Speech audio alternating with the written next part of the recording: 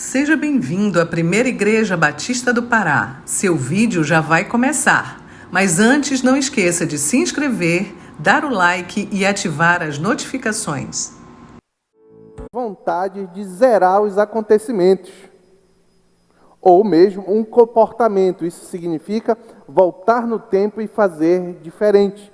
Isso se aplica das nossas ações ou decisões. Às vezes também se refere a circunstâncias alheias à nossa vontade. No entanto, apesar disso tudo, felizmente, naquilo que é mais importante, na decisão de voltar atrás mais importante que eu e você podemos ter na vida, Deus sempre nos dá uma chance de recomeçar, de começar tudo de novo, de voltar atrás e começar do zero novamente. E é sobre isso que eu queria conversar com os irmãos, à luz de Zacarias capítulo 1, versos 1 a 3. Vou ler. No 8º mês do 2º ano do reinado de Dario, a palavra do Senhor veio ao profeta Zacarias, filho de Berequias e neto de Ido. Versículo 2. O Senhor muito se irou contra os seus antepassados. Por isso, diga ao povo, assim diz o Senhor dos Exércitos, voltem para mim e eu me voltarei para vocês, diz o Senhor dos Exércitos. Vamos orar mais uma vez. Pai, obrigado pela tua palavra, Senhor. Nos ensina aquilo que tu queres nesta noite, por meio do teu Santo Espírito, Senhor. Toque os corações, edifique os corações por meio da tua própria palavra. É isso que te pedimos em nome de Jesus. Amém. No ano de 586 a.C., o conquistador babilônico Nabucodonosor subjugou e destruiu a capital de Judá, Jerusalém, levando o povo de Deus, dos profetas, o dia do julgamento divino contra Judá chegou. Os pecados daquele povo, especialmente a idolatria, trouxe o julgamento que Deus havia prometido outrora, no passado, várias vezes por meio de seus profetas, pela instrumentalidade da Babilônia e do seu líder Nabucodonosor. Contudo, Deus prometeu também conceder graça ao povo e trazê-lo de volta a Jerusalém, toda vez que o povo se voltasse para Deus de todo o coração. Isso também foi profetizado. Isso está lá, por exemplo, em Jeremias capítulo 29, versos 12 a 14. Jeremias capítulo 29, versos 12 a 14. Disse assim um profeta: então vocês clamarão a mim, virão orar a mim e eu os ouvirei. Vocês me procurarão e me acharão quando me procurarem de todo o coração. E eu me deixarei ser encontrado por vocês, declara o Senhor. E trarei de volta do cativeiro, e os trarei de volta do cativeiro. Eu os reunirei de todas as nações e de todos os lugares para onde eu os dispersei, e os trarei de volta para o lugar de onde os deportei, diz o Senhor. Ciro, o grande, que foi imperador Medo-Persa, que conquistou a Babilônia que havia levado cativo ao exílio o povo de Judá, Ciro permitiu, após cerca de 70 anos do início do exílio,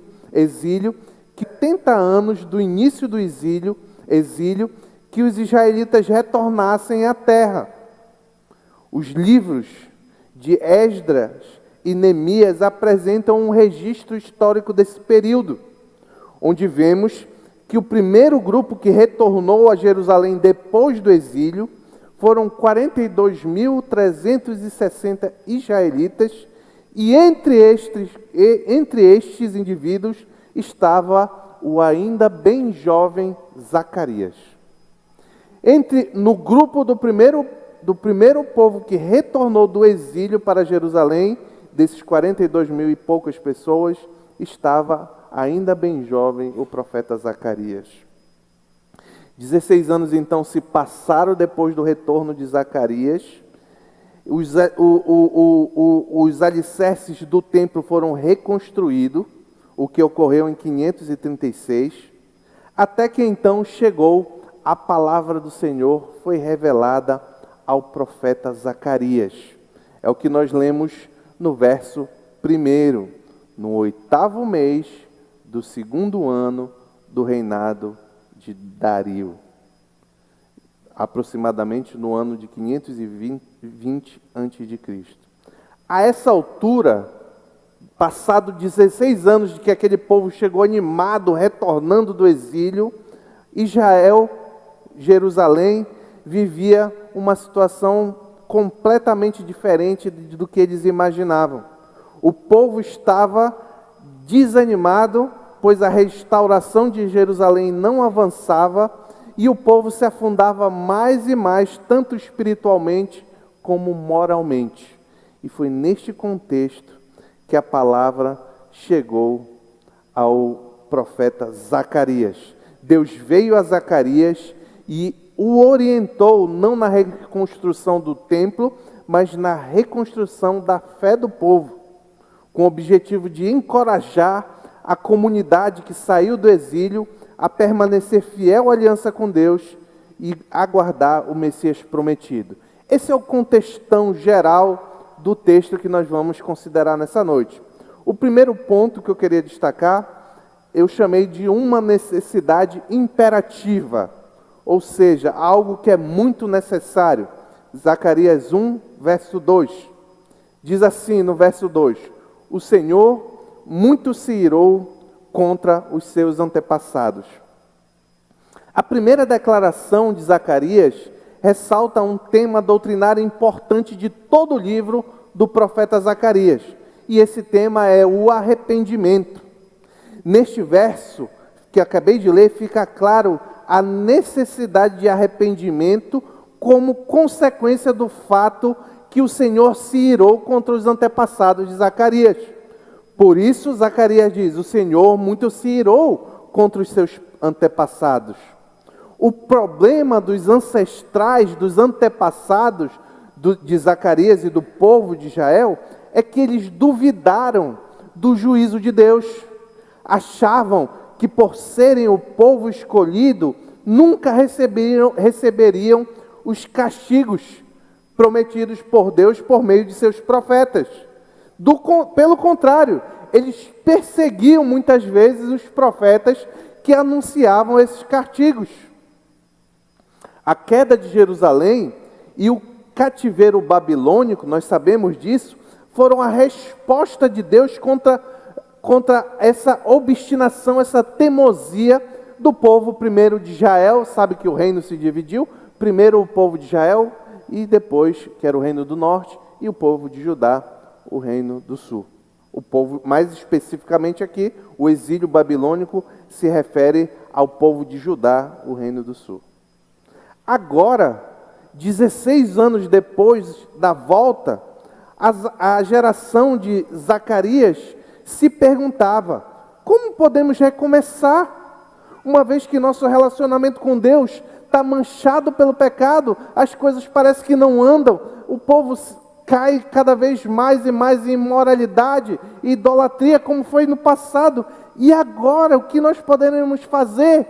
Deus fala com Zacarias para orientar o povo como responder essa pergunta. E a resposta começa pelo arrependimento.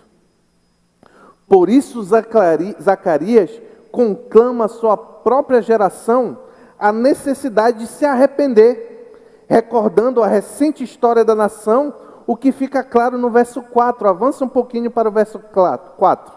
Zacarias 1:4. Olha lá o que diz o profeta: não sejam como os seus antepassados, aos quais os antigos profetas proclamaram: assim diz o Senhor dos Exércitos, deixe os seus caminhos e as suas más obras.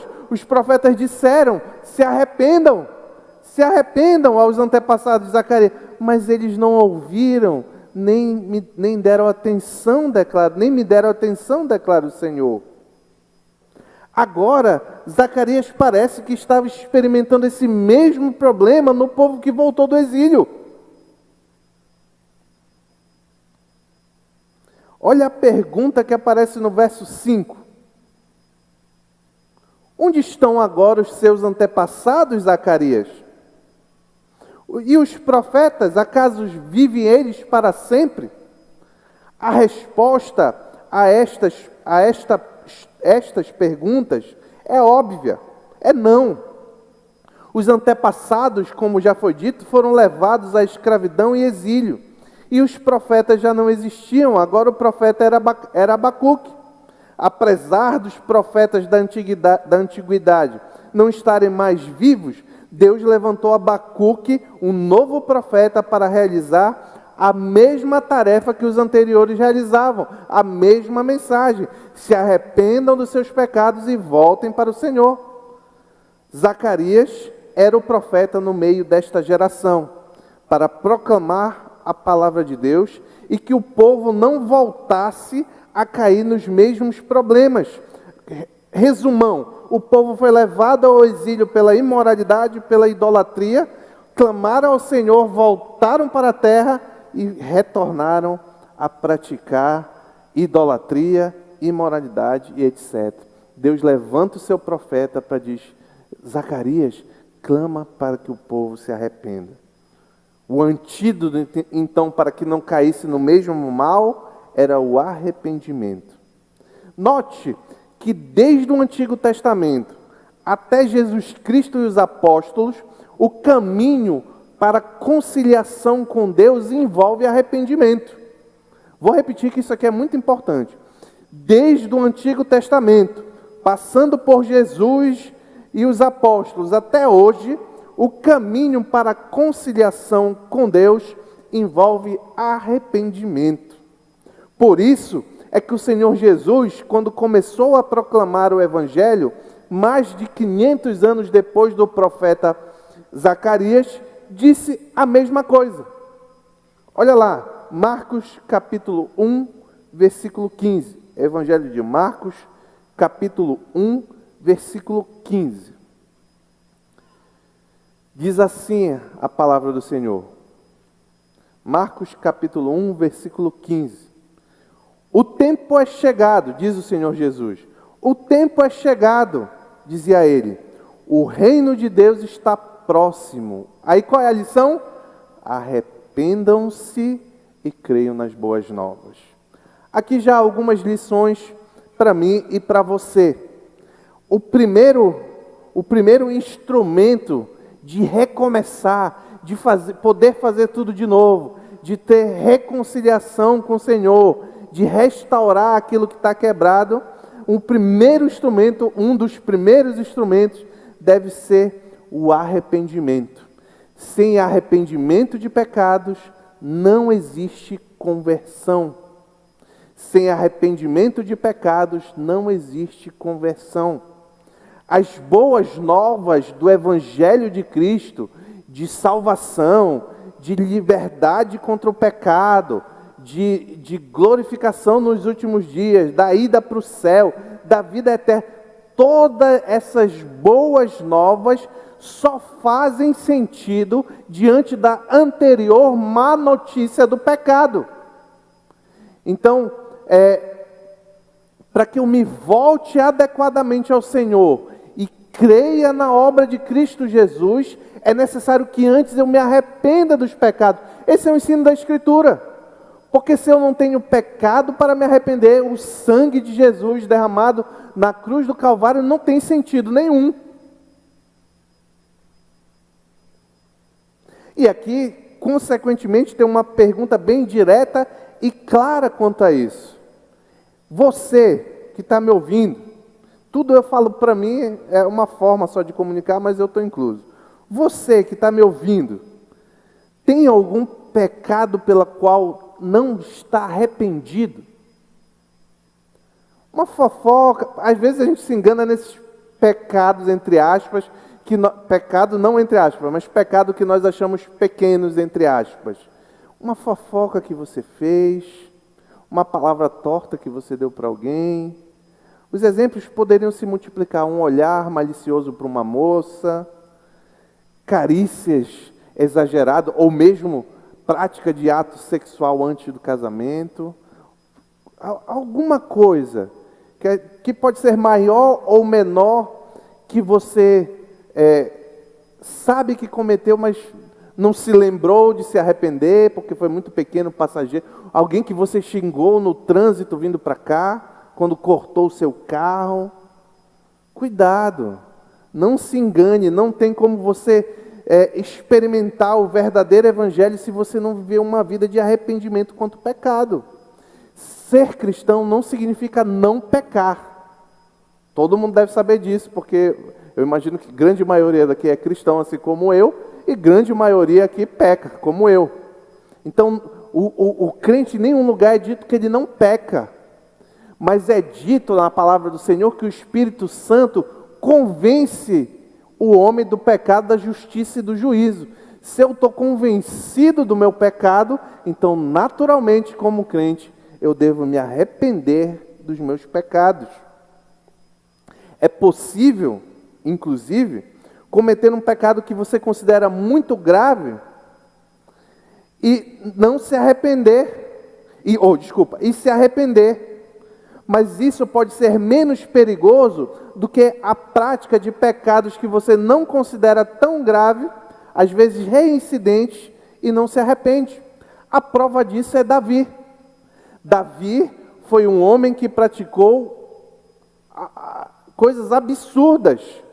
Ele idealizou e fez com que acontecesse o assassinato do marido de Batseba. Ele orquestrou tudo como rei, porque ele queria possuir aquela mulher. Mas a palavra do Senhor diz que ele é o homem segundo o coração de Deus. O que isso mostra para nós? Por que Davi, dentre outras coisas, era um homem segundo o coração de Deus? Porque sempre que ele tomava ciência do seu pecado, sempre que ele tomava ciência de que tinha feito errado, por mais que alguns momentos ele demorasse por isso, rapidamente Davi se arrependia, se humilhava, clamava a misericórdia do Senhor. Então, mesmo ele cometendo assassinato, mesmo ele cometendo adultério, mesmo ele tendo não sei quantas mulheres, mesmo assim, Deus considera, a palavra do Senhor mostra que Deus considerou Davi como um homem segundo o seu coração, porque ele era humilde, disposto a se arrepender dos seus pecados.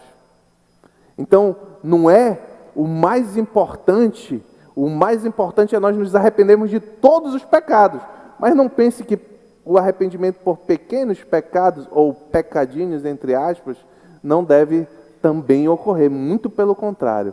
É melhor, a exemplo de Davi, talvez fazer, eu não estou incentivando, mas espiritualmente é melhor, se você cometeu algum pecado, por mais grave que seja, e está arrependido, é melhor do que cometer coisas que você acha que é normal e não se arrepende dos seus pecados.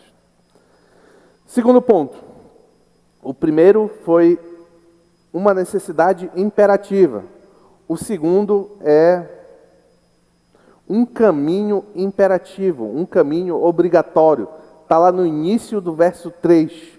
Diz assim a palavra do Senhor: por isso, diga ao povo, assim diz o Senhor dos Exércitos, voltem para mim. Nesse ponto nós vamos considerar apenas essa porção. Se o primeiro ponto consiste da necessidade de arrependimento, o segundo ponto diz respeito à definição de arrependimento. Temos a tendência a pensar que nós estamos arrependidos apenas se moderamos o nosso comportamento. Mas o arrependimento envolve muito mais que isso. O arrependimento bíblico e verdadeiro envolve o nosso coração e os nossos desejos. Ele não é tanto, ele gera consequências, mas não é tanto quanto ao que nós fazemos, mas muito mais quanto ao que desejamos fazer. No verdadeiro arrependimento, somos chamados a voltar-nos para Deus. Por isso, o texto diz: assim diz o Senhor dos Exércitos, voltem para mim. Esses são dois elementos inseparáveis no verdadeiro arrependimento. É abandonar o pecado e voltar-se para Deus. Não há verdadeiro arrependimento se você não muda o caminho e não volta o caminho na direção que o Senhor deseja. Não podemos voltar para Deus sem abandonar o pecado. Assim como até que voltemos para Deus, simplesmente não temos força para vencer o pecado. Nota como essas coisas andam lado a lado, em conjunto. Você só vai ter forças para realizar, para viver o verdadeiro arrependimento, que gera mudança de vida, quando você olhar e caminhar em direção ao Senhor. As palavras de Zacarias são particularmente impressionantes à luz de quem ele se dirigia. Eram pessoas ali que tinham retornado à terra prometida. Eles estavam de volta no centro da religiosidade da antiga aliança, Jerusalém. Eles estavam reconstruindo, ainda que debilmente, como a gente viu, eles estavam reconstruindo o templo, a casa de habitação do Deus vivo. Mas ainda assim isso não tinha valor, porque eles não tinham o coração dedicado ao Senhor. Pela oposição dos inimigos e pelos próprios problemas gerais que porventura estavam passando na reconstrução da cidade, o povo tinha perdido o interesse em Deus. O povo tinha perdido o interesse em reconstruir o templo. As dificuldades que o povo passava fez com que crescesse um desejo egoísta de seus próprios interesses particulares e o desprezo pelos interesses da religião estabelecida. Ali, naquele contexto, a indiferença com o templo era o sinal inegável de declínio espiritual e moral, pois o templo era onde Deus habitava. Por isso que o Senhor chama o povo por meio de Zacarias e diz: voltem para mim. E notem a qual designação o Senhor usa aqui. Ele diz: o Senhor dos Exércitos é quem faz esse convite. Voltem para mim. Este nome revela o papel de Deus como o Senhor e o comandante das armadas celestiais, bem como o líder dos exércitos de Israel, já que ele era o Senhor do povo, aquele que iria à frente nas batalhas. Em outra palavra, o que Deus está falando por meio de Zacarias é o seguinte: não fiquem desanimados, não olhem para os problemas, não olhem para as dificuldades de reconstruir a cidade, voltem-se para mim em arrependimento sincero, e eu, o Senhor dos Exércitos, lutarei por vocês. Esse é o encorajamento que Deus quer dar por meio do profeta Abacuque. Aí aqui é claro que tem várias lições para mim e para você. Primeiro, é que o arrependimento não é remorso. Remorso é diferente, não é dor na consciência, arrependimento. Arrependimento, a qual eu me referi no primeiro ponto, é uma mudança de vida, baseada em uma completa mudança de pensamento e atitude em relação ao que é certo, o que é errado, o que é pecado, o que não é. O arrependimento verdadeiro muda o coração. Quem diz quem é o padrão máximo do que é bom e do que não é bom é Deus. Não é eu ou você, eu acho que isso é bom, eu acho que aquilo é bom. Não, não é. O padrão do que é certo, quem define o que é bom, o que é errado, o que é certo, é Deus. E isso, claro, que é por meio da sua palavra. Então, o verdadeiro arrependimento deve mudar o nosso coração de forma que nós desejamos aquilo que Deus quer que nós desejemos. E aí vai uma pergunta: onde o seu coração tem levado você? Qual tem sido os seus maiores desejos? Você quer saber qual tem sido o seu maior desejo? É aquilo que fica no seu coração, na sua mente. Quando você está distraído, quando você não está fazendo uma atividade específica em si que exige a sua atenção, algo fica circulando na sua mente. É muito provável que o seu coração esteja principalmente nessas coisas. Não basta, então, para nós nos denominarmos cristãos e frequentarmos a PIB do Pará, virmos ao culto de oração na quarta-feira, celebrarmos a ceia. Tudo isso precisa ser feito de coração. Para tudo isso eu tenho que trazer a motivação correta no meu coração. Se nós não estamos na casa do Senhor, buscando de coração render culto ao nosso Salvador, render adoração ao nosso Salvador, é por algum motivo extra, além desse, alguma coisa está errada. Porque é o local onde a vontade de Deus diz que deve estar o nosso coração na adoração. O povo que voltou do exílio estava na grande cidade santa, mas o coração deles estava distante de Deus. E deixa eu dizer uma coisa, meu querido e minha querida. Não existe neutralidade.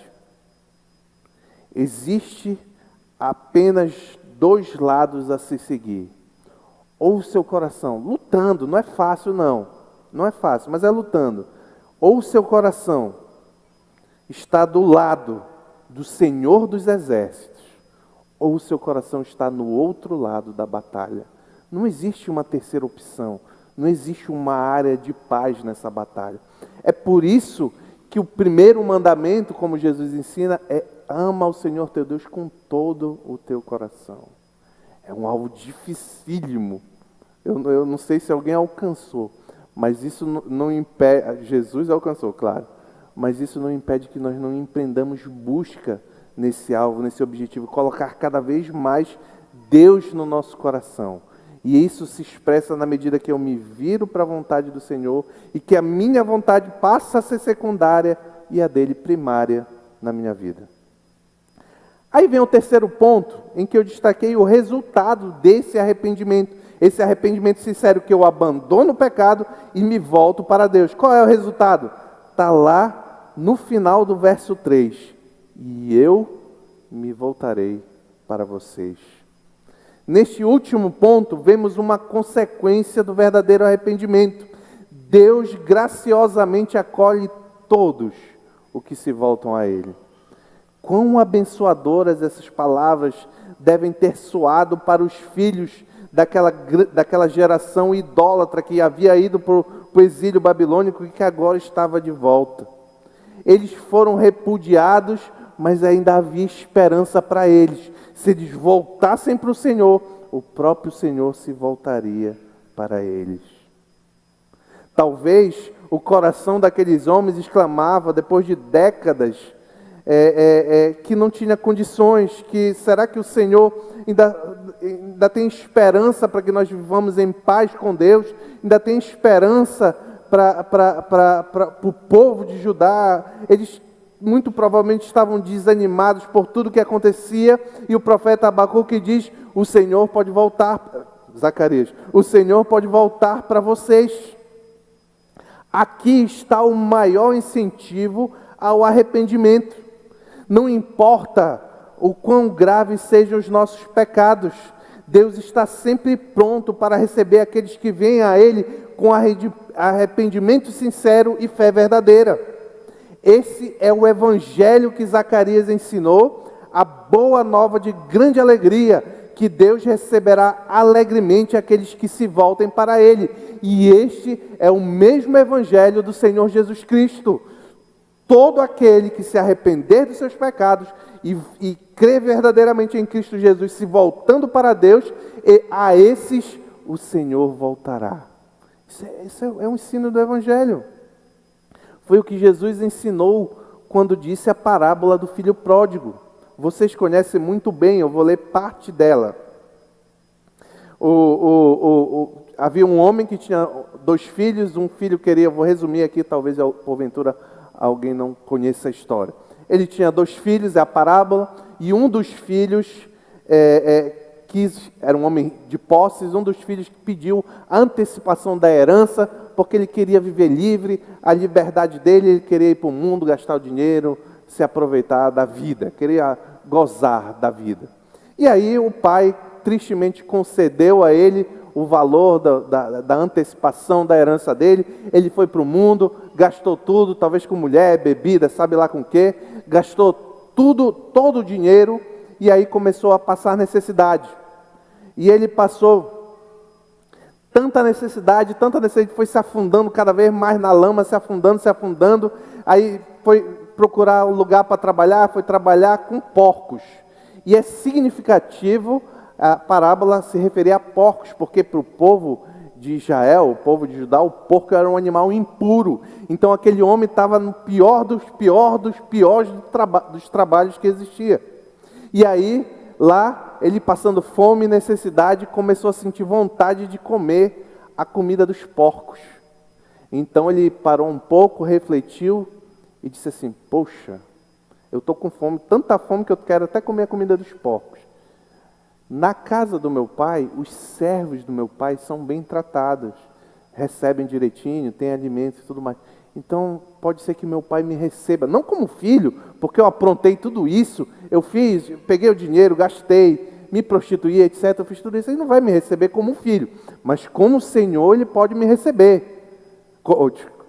Como Senhor, e eu como servo, ele pode me receber. E aí ele volta para a casa do pai, e eu queria ler a reação do pai quando ele vê esse filho voltando. Está lá em Lucas, Evangelho de Lucas, capítulo 15, versículo 20 a 24.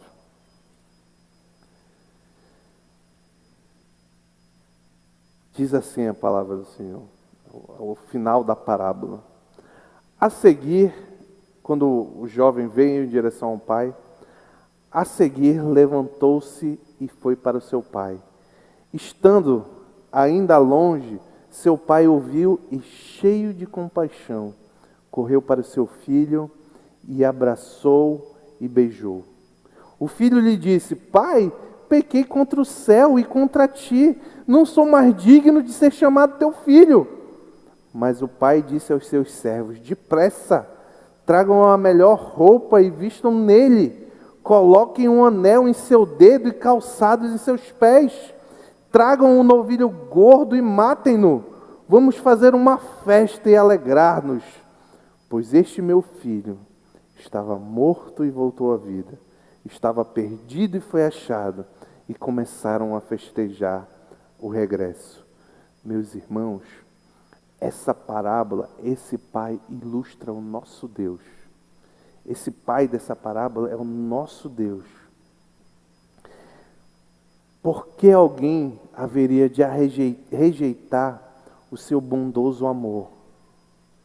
Nós podemos achar que podemos viver e aproveitar do mundo as coisas boas, mas no final, um dia nós estaremos como aquele filho pródigo, querendo comer imundície na lama com os porcos.